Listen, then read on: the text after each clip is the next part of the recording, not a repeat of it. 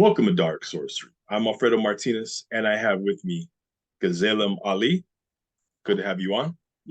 Nice to see you, Alfredo. It's good to see you. And today we're going to be talking about your magical practice. So, how did your interest in the occult begin? It's an interesting question. And I mean, I'm a Mormon and I was born in the covenant. And so it's kind of my birthright. A lot of people, when they think of Mormonism, think of the LDS church that's headquartered in Salt Lake City. Right. But really, if you look at the history, Mormonism from the very beginning was a magical practice. Joseph Smith and all of his family were treasure seekers and magicians and had been within their family for a long time. And so the core of the religion, all the way to finding the golden plates, is based on, magic. And especially later on when the endowment and things started to go into Freemasonry and things like that. Yeah. You and I and a lot of people that are involved with magic know that, with groups like the OTO and different groups like that, a lot of Freemasonry also can be considered a magical practice. Right. I would agree. Now, I'm from Utah, but I grew up Pentecostal Christian. That's how my family is. And I'm not religious anymore.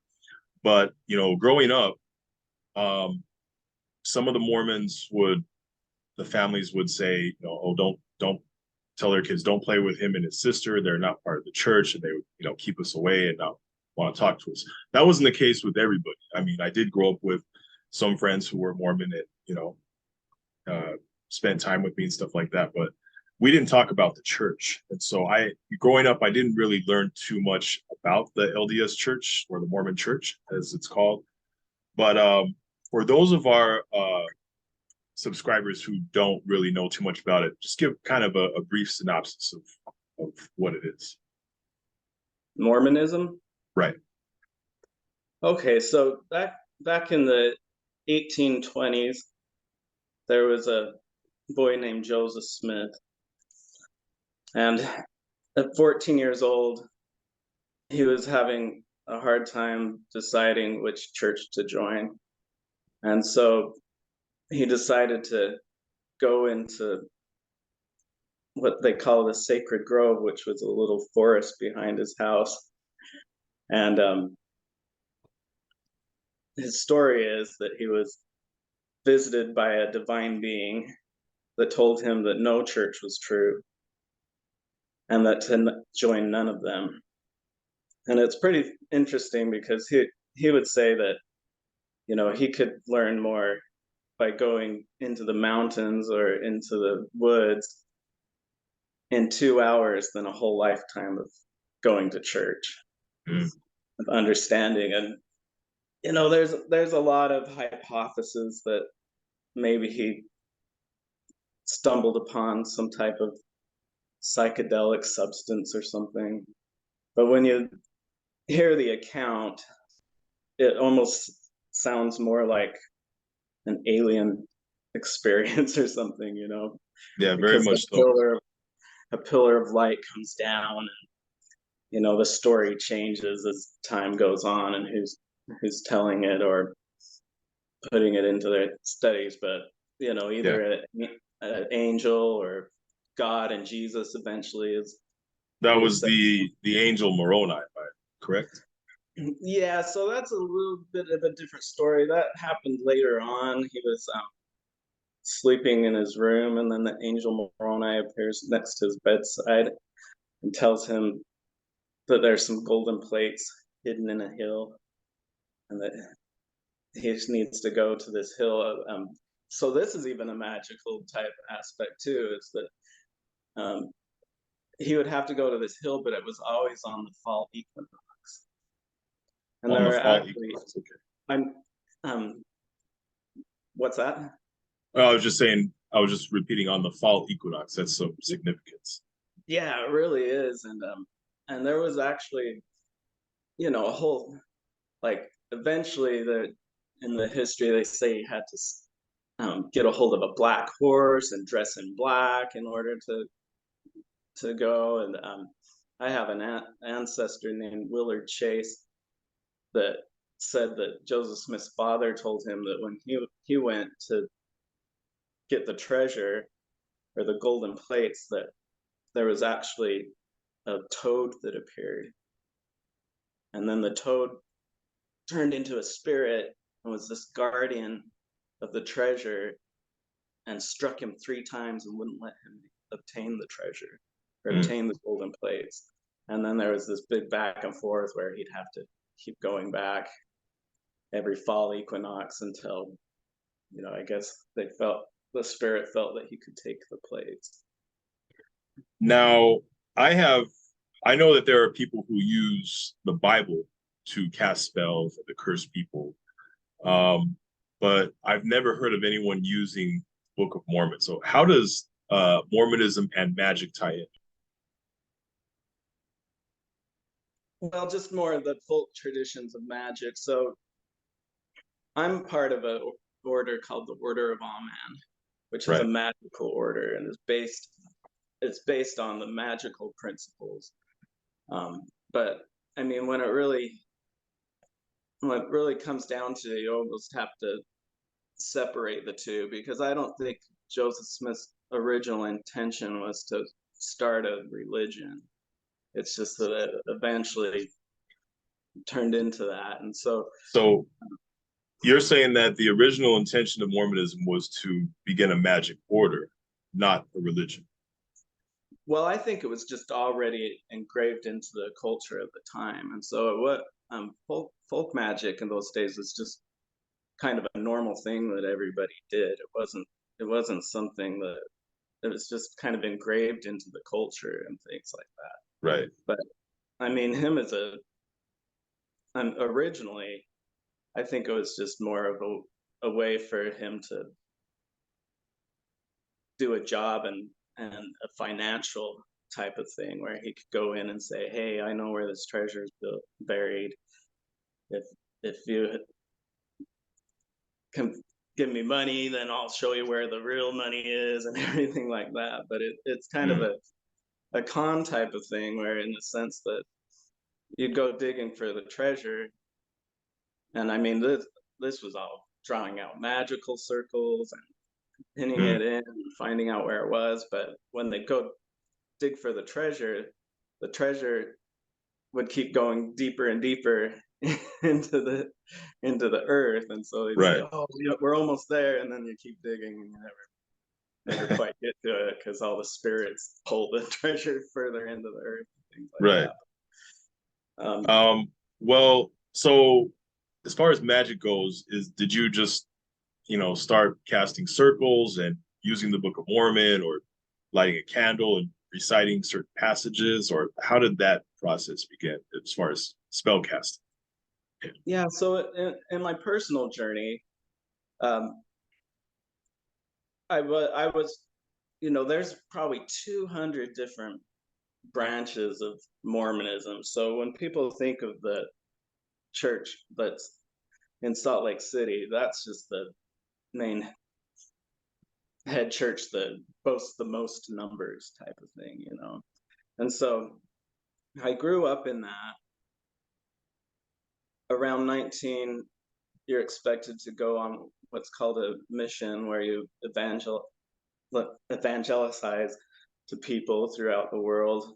And I just never felt like that was something that I wanted to do. And I started to question my faith, because it was something that I was born in, and wasn't really my own choice or anything like that. I mean, my family goes back probably five or more generations of polygamous and everything. And so I got to that point, and I started I fell into the Joseph Smith thing. I'm like, I can go up with my friends up into the mountains and smoke a cigar or something and feel a lot closer to God than what I've ever felt in church. Mm. And so it's funny because I started to get into ufology and UFOs, and then I got into the New Age movement, and then I got into started studying that. Got really obsessed with comparative religion and studying just different religions and why people believe the different things that they believe. And then from then, I stumbled onto Robert Anton Wilson. I don't know if you know who he is. Yeah, I don't know too much about it, but I've heard the name thrown around. He wrote the Illuminatus trilogy in a book called The Cosmic Trigger. And he really pushes agnosticism in the sense that no one really truly knows. And Right. then through him, he writes a lot about Aleister Crowley. Mm. So I got into Aleister Crowley. I started to visit with the local camp in Salt Lake of the OTO, Mm. and then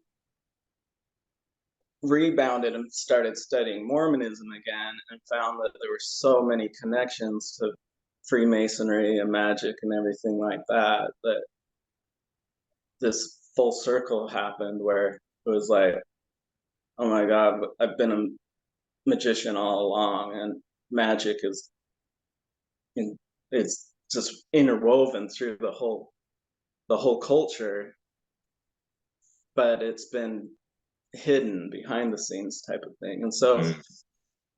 I guess that's how more I got into it, was that all of a sudden, like Thelema, the the similarities between Thelema and Mormonism and things are just there are these parallels that are just really strange once you start to delve deeper into them. And so instead of separating them, it was like, well, it's already all together, Mm. if that So makes basically, sense. yeah. So it does make sense. So basically, uh, you started doing rituals and spells similar to the Thelemic style because it was already ingrained in the LDS church background. Is that right?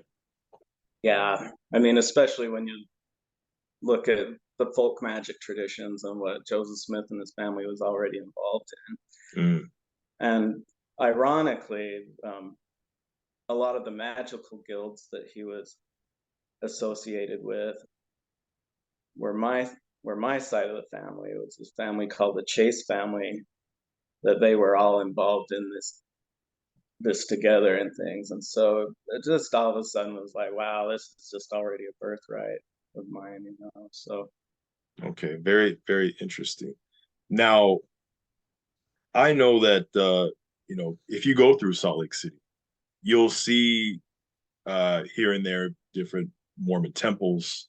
And I've noticed that there's occult symbols on some of these temples, and some of them have inverted pentagrams and things like that.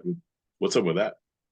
in fact, the inverted pentagram, I see what side I have it on here. Yeah, I have that right here. That little Right. star there. That's actually the stained glass window in the Nauvoo temple. It is inverted. Um, I think symbolically the concept between it is a morning star, and it's drawing down from the heavens down to the earth. But Mm. that's an interesting symbol too, because in the Book of the Law it talks about the star with the red dot in the middle, surrounded by the circle, which is the symbol for Nuit, the sky Mm. goddess. And so, yeah, it's weird how these symbols appear. A big one in Mormonism is the compass and square that's um, in Freemasonry. Yeah. Uh, they have the Big Dipper on the west side of the temple, Salt Lake Temple. Mm. Um, oh, there's a really great inverted pentagram on main historical building down there. That's the historical museum right across the street from Temple Square. Yeah, I've seen all that stuff downtown, and when you talk to people in Salt Lake City, there's always people saying, well, yeah, they at face value they're a religion, but behind the scenes they're actually a magical order. That was always told to me, but I really didn't know much about it. Now let me ask you this. So if you go downtown Salt Lake City, the Salt Lake City Public Library, um, the new one that they had replaced, so many years back.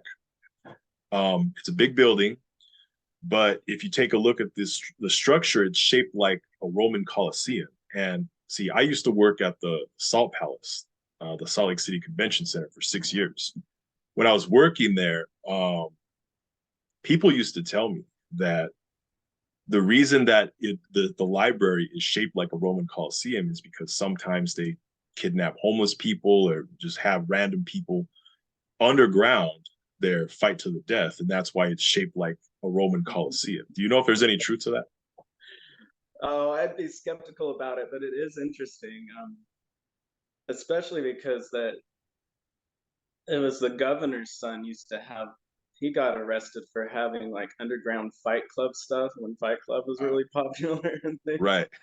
So, Well, but there are like tons, like truly are tons of underground tunnels throughout Salt Lake, and the entire place is underground. I've been underground there a few of them because we went to a priesthood session once where they let us go underground, and that's how like their president and all the 15 and the main dudes get around, so they don't have to come up and get all fanboyed out or whatever, right. walking on the streets. But uh, another interesting thing about that, I mean, if you want to get into like some type of weird sacrifice type of Yeah. thing, is that there's a lot of people that jump off that library and commit Interesting. suicide. In fact, I had a hair salon downtown, and there was one day that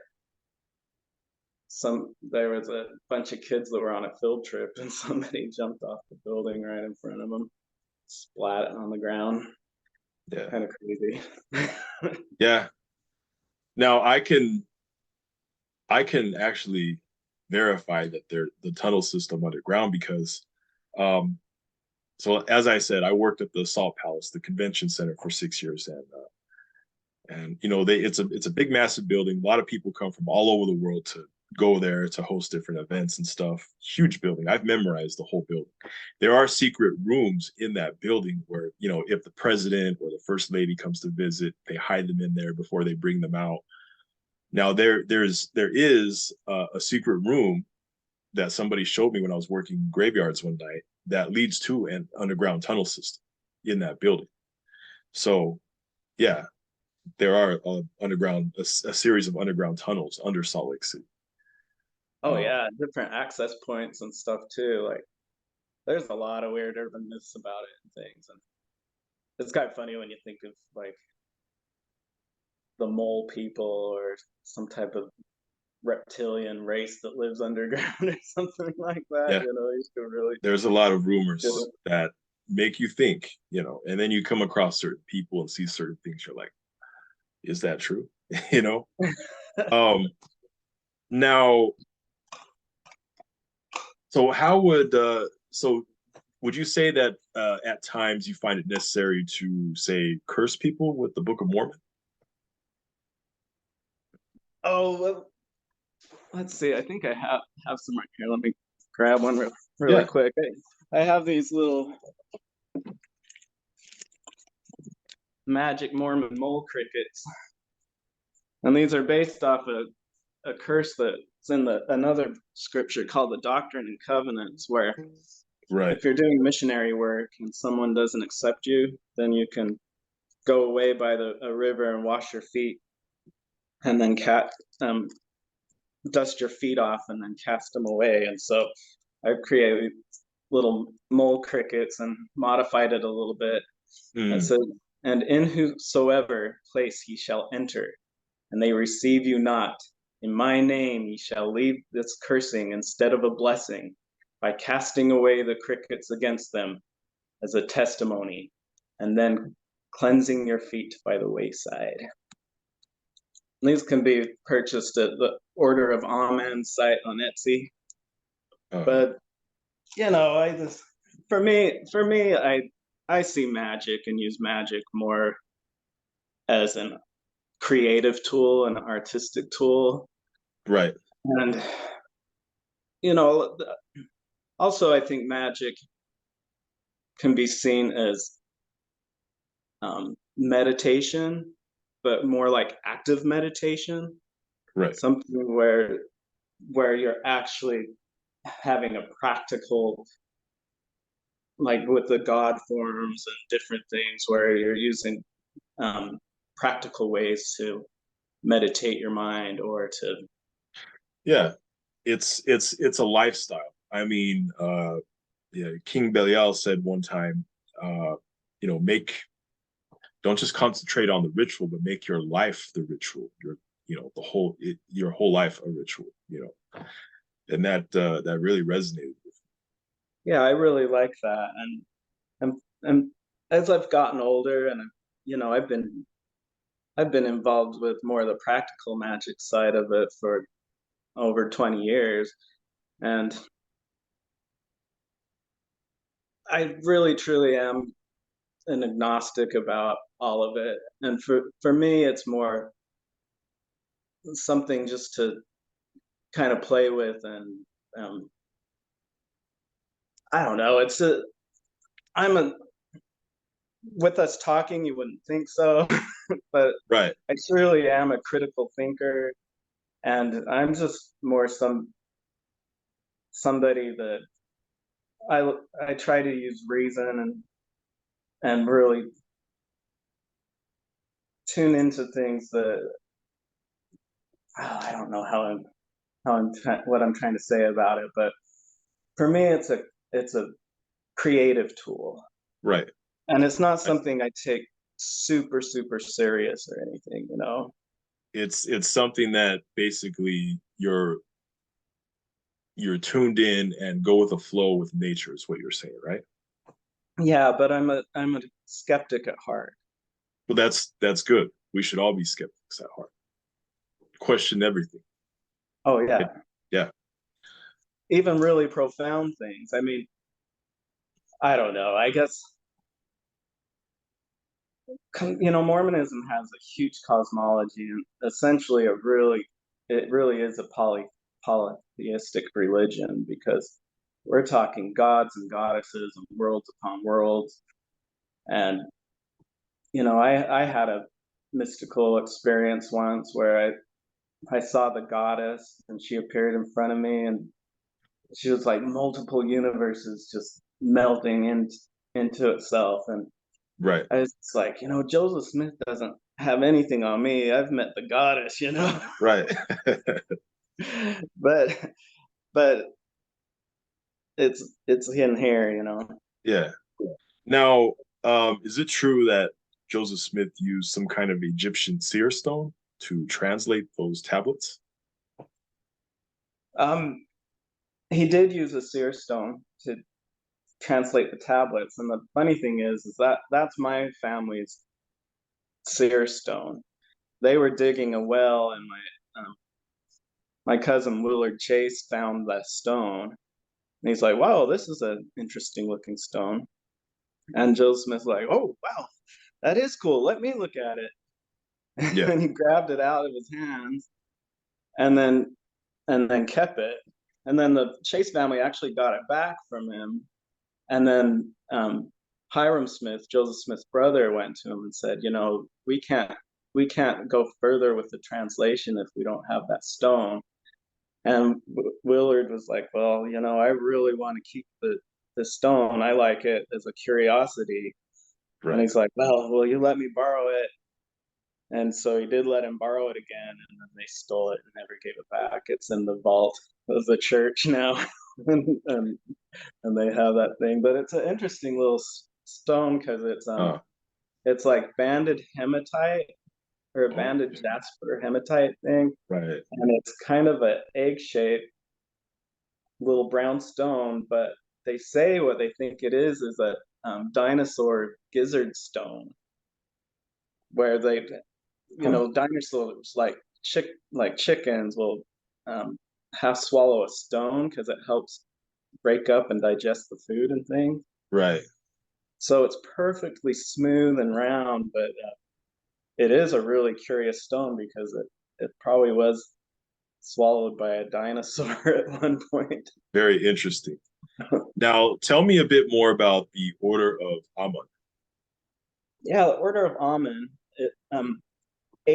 Awman, according to Joseph Smith and the Pearl of Great Price, is the true name of God. Okay. Another curious thing about Amun is how it's the Egyptian Amun Ra is also the Egyptian god, and so it does really, those parallels are really interesting. How it's essentially phonically the same word. It's spelled different, but Mm. the Order of Awman itself is a restoration movement whose main purpose is to reestablish the magical type of zeitgeist or vibe of Mormonism. Right. Um, so,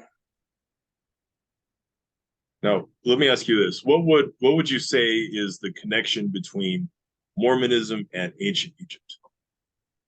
in ancient Egypt, well, Joseph Smith claimed that the Book of Mormon was actually written in a language called Reformed Egyptian, Right.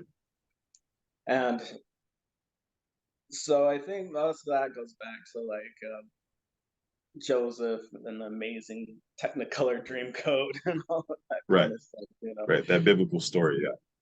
And at the time in the United States, especially Joseph Smith actually obtained some mummies and some papyrus from Egypt, and then claimed to have translated them and had these mummies and things. But I personally think the connection with Mormonism and Egypt is that at the time in America there was just a huge fascination with Egypt, and Egyptian mania was just huge at the time. Mm. And so it ends up just bleeding in through default because of the popularity of that. The Rosetta Stone had been found but hadn't, and probably I think it had been translated, um, but no one here really knew about it yet. So Joseph Smith was going around translating Egyptian characters, Right.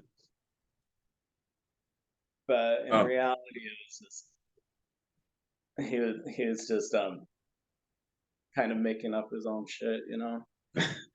yeah. Some people do think that. Now, what occult books would you say strongly influenced your magical path? Oh, I mean, the Book of the Law, Lister Crowley, Awaz.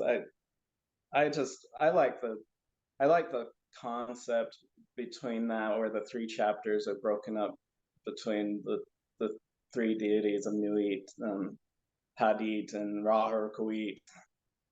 Yeah. Um, it just, that whole book. I like the blasphemy in it, um, Mm. where Horus is flapping his wings in the face of Mohammed and blinding him and all that Yeah. stuff. That caught my attention too.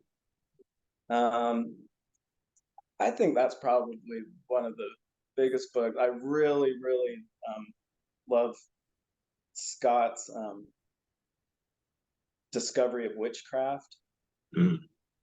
Um, I think I'm really attracted to that because it was technically an expose um, going against like King James and and the witch burners and people like that, saying, Right. if you look at these spells, they're so crazy and outrageous that there's no reason to burn witches for for a bunch of hoopla kind of thing. Right. Okay. All right. Well, it's been an interesting discussion.